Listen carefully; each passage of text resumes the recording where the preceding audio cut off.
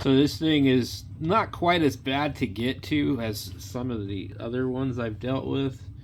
I had this other scope. It was like a 80s one. It was really difficult. I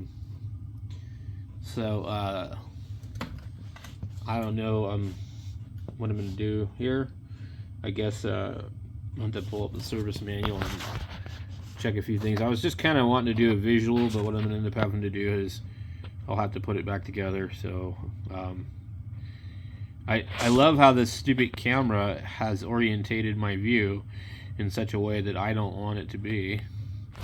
Now I wonder if it will correct itself. It's not possible, is it? Say, come on, why do you keep doing this?